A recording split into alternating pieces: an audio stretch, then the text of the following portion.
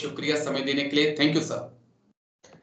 धन्यवाद राजेश जी, बहुत अच्छा लगता है आपके प्रोग्राम में आप जब भी इनवाइट करते हैं। Thank you sir. आप आए सर, बड़े अहम इशू पर मैंने बात करनी थी। दरअसल हम तालिबान और पाकिस्तान के बीच एक घमासान देख रहे हैं और ये घमासान लगातार बढ़ता जा रहा है। अब खबरें ऐसी आ रही है कि तालिबान ने भी पाकिस्तान के अंदर घुसकर कई पाक सैनिकों कई पाक पोस्टों को तबाह कर दिया है। कुछ पाक सैनिकों की उसके अंदर मौत भी हुई है, तालिबान को भी नुकसान हुआ है। इसी जंग को मैं समझना चाहता हूं कि ये जो फाइट है वो अब किस तरफ जा रही है। हम हाल ही में देख रहे थे कि आज दुनिया में 2 से 3 जंग चली हुई हैं। क्या एक नया मोर्चा खुल सकता है या अब फ्रेंडली फायर के बाद दोनों देश अपने कदमों को पीछे खींच सकते हैं? राजेश जी, एक आपको चीज समझनी पड़ेगी कि तालिबान अफगानिस्तान और पाकिस्तान ये दो एक हमसाया जी। और एथनिसिटी भी एक जैसी है और एक जैसे के लोग आपस में। तो और अगर आप हिस्ट्री में भी जाएं, अगर आप इससे पहले भी जाएं तो आप देखेंगे कि अफगानिस्तान का जब जो रशियंस आए थे अफगानिस्तान में 1979 की बात कर रहा हूं मैं, उस टाइम पे जो इस वहां पे जो मूवमेंट चली थी रशियंस को वापस भेजने के लिए, तो काफी हद तक जो रेजिस्टेंस फोर्सेस थी वहां पे और फिर बाद में तालिबान का जन्म हुआ। तो जी। उस पूरी हिस्ट्री में पाकिस्तान का बहुत बड़ा हिस्सा है। Okay sir. और अगर आप एक पाकिस्तान का मैप भी निकाल के देखेंगे तो आप देखेंगे कि एक साइड में पाकिस्तान में खैबर पख्तूनवा है और साउथ में अगर आप चले जाएंगे या आप वेस्ट में चले जाएंगे तो आपको बलूचिस्तान दिखेगा और उसके ऑपोजिट आपको दिखेगा काबुल और कंधार। बिल्कुल सर। के सामने आप अगर पाकिस्तान का कोई अगर बड़ा शहर देखते हैं तो पेशावर, और कंधार के अगर सामने अगर आप कोई शहर देखते हैं तो क्वेटा। तो ये डायनेमिक्स है पाकिस्तान में। आज पाकिस्तान में मैं आपको बताना चाहूंगा तकरीबन 7 मिलियन पश्तून्स रहते हैं। जी जी।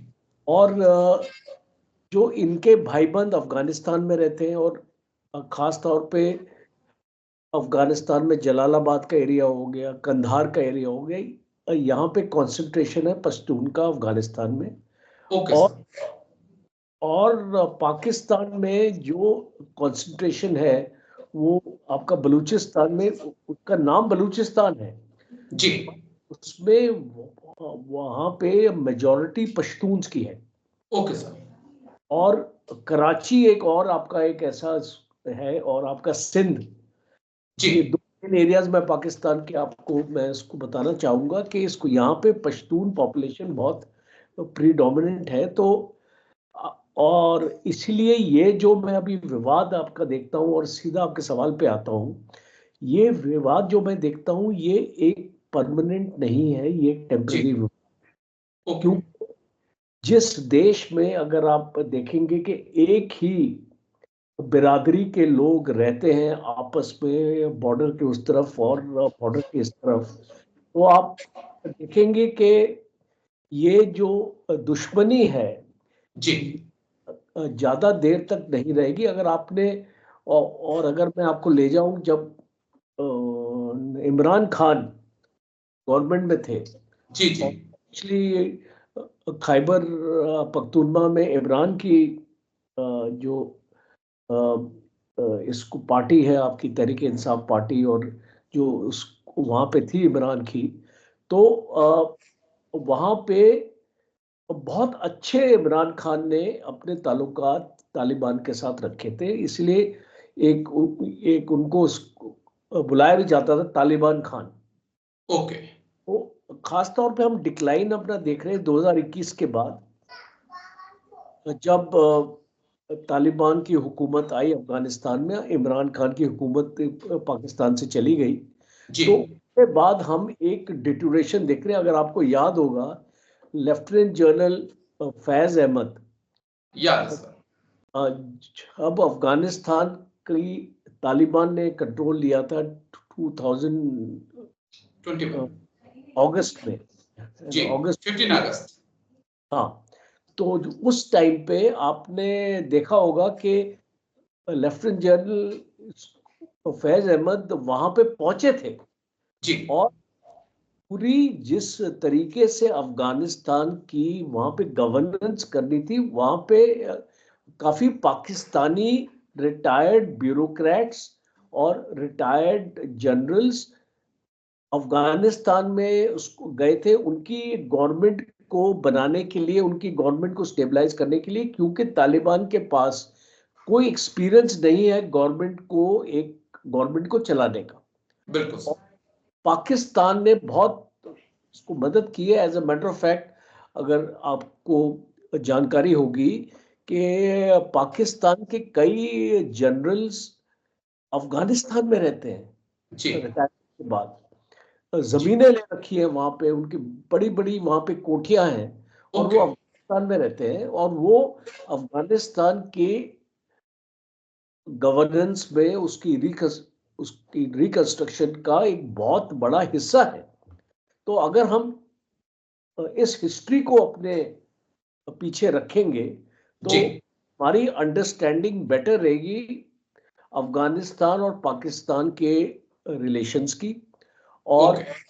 खास तौर पे अभी जो एक ऐसा दौर आया है जब पाकिस्तान और अफगानिस्तान के बीच में रिलेशंस बहुत ही खराब हो चुके हैं, और इसका एक मेन रीजन है डुरैंड लाइन। जी। जी। जो अगर आप जानते हैं कि अभी जो 2640 किलोमीटर की ये जो बाउंड्री है, और जी। इसको पाकिस्तान ने 98% इसको फेंस कर रखा है, ओके सर। और अफगानिस्तान इस डुरैंड लाइन को रिकॉग्नाइज नहीं करता है। ओके। और बार बार आपने अफगानिस्तान की स्टेटमेंट सुनी होगी that this is a hypothetical line. ये एक इमेजिनरी लाइन है, पे हम इसको रद्द करते हैं, हम इसको रिकॉग्नाइज नहीं करते। और ये इनका बुनियादी जी। बुनियादी जो इनके बीच में जो कॉन्फ्लिक्ट हो रहा है, ये डुरैंड लाइन के ऊपर हो रहा है, बिकॉज एक मूवमेंट बहुत स्ट्रांग बनती जा रही है पख्तूनिस्तान के लिए, ओके। एक एक इंडिपेंडेंट स्टेट के लिए। ठीक है। क्योंकि अगर आप एक अपना मैप अपना देखेंगे, तो आपको एक पख्तूनिस्तान का एक एक मैप है। आपको जी। आपको मिलेगा। बिल्कुल सर, बिल्कुल। एक साइड अफगानिस्तान के शहर है, एक साइड पाकिस्तान के शहर। अब यहाँ पे प्रॉब्लम आ जाती है, और खास तौर पे मैं जिक्र करना चाहता हूँ चाइना का। ओके। बिकॉज चाइना का जो सीपेक का प्रोजेक्ट है, वो खटास में पड़ गया, क्योंकि तकरीबन 2500 चाइना के नागरिक हैं जो इस प्रोजेक्ट में आज की डेट में शामिल है, और उनकी सिक्योरिटी पाकिस्तान की आर्मी इंश्योर नहीं कर पाती। नहीं कर पा रही है, एग्री। अच्छा, हमको ये अंडरस्टैंड करना पड़ेगा कि तकरीबन 900 पाकिस्तानी सोल्जर्स पिछले 2 साल में मारे गए हैं इस कॉन्फ्लिक्ट में, जो आपस में इसको तहरीके तालिबान पाकिस्तान और पाकिस्तान आर्मी के बीच में है। जी। और जो ये पॉपुलेशन है बलूचिस्तान में, खैबर पख्तूनस्तान में, ये पॉपुलेशन तालिबान टीटीपी की सपोर्ट में है, और पाकिस्तान आर्मी के सपोर्ट में नहीं। इसलिए जब पाकिस्तान आर्मी इन एरियाज में ऑपरेट करती है, तो पाकिस्तान आर्मी वनरेबल रहती है।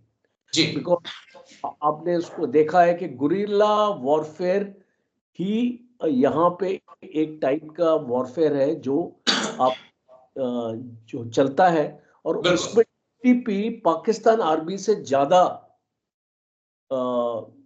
ताकतवर है।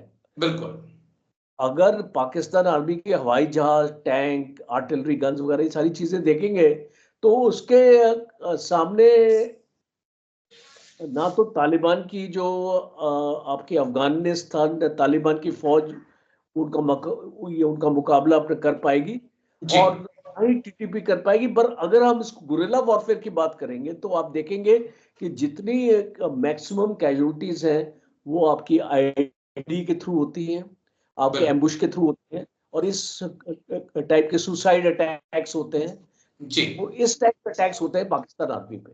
तो इन नटशेल अगर मैं आपके क्वेश्चन को समराइज अपना करना चाहूंगा तो ये लड़ाई अभी इतनी जल्दी खत्म नहीं खत्म होगी। होने वाली नहीं है, क्योंकि ओके जब तक पाकिस्तान अफगानिस्तान से बात करेगा, जी एक बुनियादी असूल है कि हमेशा पाकिस्तान ने अफगानिस्तान को और स्पेशली तालिबान को एक अपना छोटा बच्चा एक्चुअली समझ के रखा है।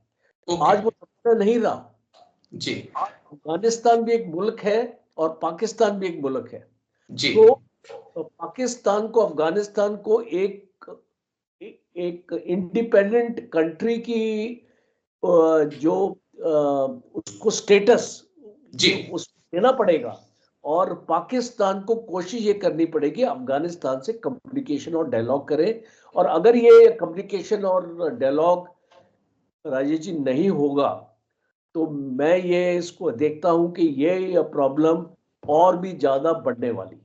जी मैं बस 2 पॉइंट आपसे और समझना चाहूंगा जो मेरे कंसर्न हैं। एक पॉइंट तो मेरा ये है कि बेशक तालिबान के ऊपर या अफगानिस्तान के ऊपर ये आरोप लग रहे हैं कि आप तहरीके तालिबान पाकिस्तान की मदद कर रहे हैं, लेकिन हम देख रहे हैं कि अफगानिस्तान के अंदर आईएसआईएस जो खुरासान है, जो एक बार फिर से नंगरहार प्रांत में अपना सर उठा रहा है, उसके पीछे आईएसआई की ताकत है। तो अगर आप पाकिस्तान अफगानिस्तान के ऊपर आरोप लगा रहा है तो उसको खुद को भी देखना चाहिए। और ऐसा क्या हो गया कि जिस जिस बच्चे का आपने जिक्र किया जो आज सत्ता में बैठ गया, उसी को उखाड़ने के लिए आज आप आईएसआईएस खुरासान की मदद कर रहे हैं? ऐसा क्या हो गया सर? देखिए, अभी सिचुएशन ऐसी है, आपको समझना पड़ेगा कि तालिबान अफगानिस्तान और तालिबान पाकिस्तान बुनियादी ये एक ही ग्रुप है।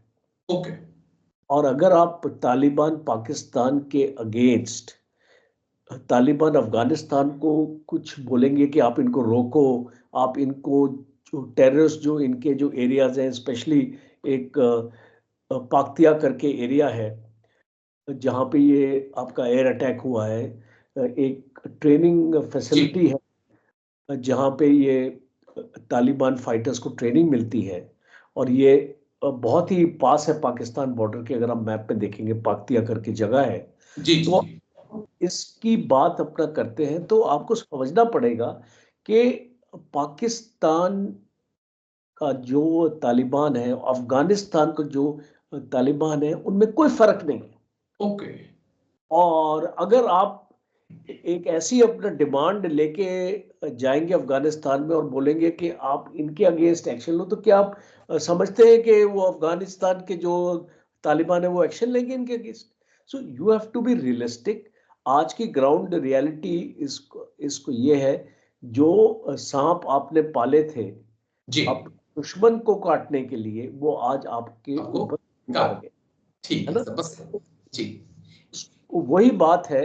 तो जब तक आप अपना डायलॉग इनिशिएट नहीं करेंगे, let me tell you, Pakistan army is not invincible. Okay आज पाकिस्तान आर्मी के इतनी कैजुअलिटीज हो रही है बलूचिस्तान और खैबर पख्तूनवा में कि आप इसको समझ सकते हैं कि पाकिस्तान आर्मी आज बैकफुट पर है। और अगर आपने 2 एयर स्ट्राइक भी कर लिए, मार्च के महीने में भी आपने एक एयर स्ट्राइक किया था, अभी भी आपने एयर जी स्ट्राइक किया है, आपने इतने इसको मासूम लोगों को मारा है वहां पे। वहां पे आपने तालिबान को थोड़ी मारा है, आपने उनके फैमिली और बच्चों को मारा है। जो खबर एग्री तो नहीं आ रही है वहां से, अफगानिस्तान से। तो जब तक आप अपनी सिचुएशन को नहीं करेंगे, आज देखिए ग्राउंड रियलिटी देखिए, रेफ्यूजीज की मैं बात करता हूं। आज पाकिस्तान में लाखों रेफ्यूजीज हैं अफगानिस्तान के जी। और कुछ महीने पहले पाकिस्तान ने 5 लाख रेफ्यूजीज जो पाकिस्तान में थे उनको अफगानिस्तान वापस भेज दिया। अफगानिस्तान की भी देखिए वहां पे जो माली हालत है वो इतनी अच्छी नहीं है। बिल्कुल और सर।